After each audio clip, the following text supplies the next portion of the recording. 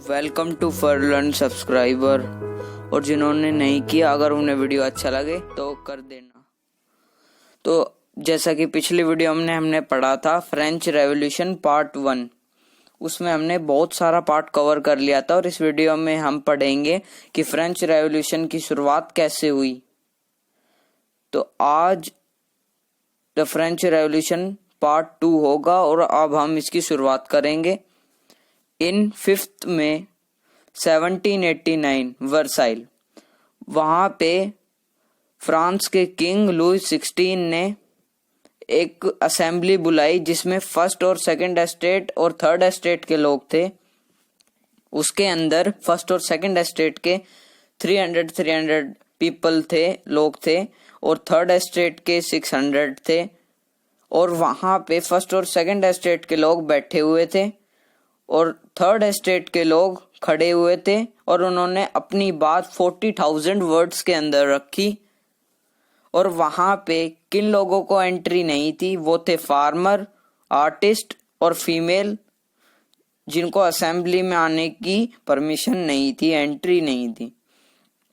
Third estate के लोगों ने अपनी राय रखी कि ये जो 1 एस्टेट 1 वोट का ये जो सिस्टम है, इसे हटा दिया जाए और 1 वोट टू 1 मेंबर को कर दिया जाए। लेकिन लुई 16 ने उनके प्रपोजल को नहीं माना। लुई 16 ने कहा कि मुझे इससे कोई मतलब नहीं है, मैं इसको नहीं मानता। तो उन्होंने 20 जून 1789 वो सारे टेनिस कोर्ट में वर्साइल के थर्ड एस्टेट के लोग इकट्ठा हुए और उन्होंने कहा कि वो नेशनल असेंबली बनाएंगे और लॉज बनाएंगे और ऐसा कॉन्स्टिट्यूशन बनाएंगे फ्रांस का जिसमें किंग की पावर बहुत ही कम होगी। तो मिराबियू और एबेसियाज जो थे वो उनको लीड कर रहे थे थर्ड एस्टेट को, और मिराबियू था वो सेकंड एस्टेट में बोर्न हुआ था, और एबेसियाज था वो प्रीस्ट था, और उसने एक बुक भी लिखी, what is the third estate. तो 14 जुलाई को एक ह्यूमर आया फार्मर्स के थर्ड एस्टेट के कि सेकंड एस्टेट के लोग ने कुछ लोगों को कहा है कि उनकी क्रॉप को डिस्ट्रॉय कर दो, खराब कर दो। तो फार्मर्स को बहुत गुस्सा आ गया। तो सेकंड एस्टेट के लोग के वो सारे घर घुस गए, घर में घुस के उन सबके घरों में चोरी कर ली, उनके पैसों की और उनकी इंपॉर्टेंट डॉक्यूमेंट्स की। तो फिर इससे लुई 16 हार गया और उसने सरेंडर कर दिया, और इसके साथ फर्स्ट और सेकंड एस्टेट के लोगों की प्रिविलेजेस खत्म हो गई। और उसके साथ ही साथ 4 अगस्त 1789 में हुआ कि लुई 16 की पावर को कम कर दिया गया और जो चर्च के पास लैंड था वो सारा फार्मर्स में बांट दिया, और फ्रांस एक कॉन्स्टिट्यूशनल मोनार्की बन गया। और 1791 में हुआ कि वहां पे कॉन्स्टिट्यूशन बन गया और उसे नाम दिया गया नेशनल असेंबली। और गवर्नमेंट ने क्या किया, उनने गवर्नमेंट की पावर को डिवाइड कर दिया 3 पार्ट में, लेजिस्लेचर, एग्जीक्यूटिव और जुडिशरी।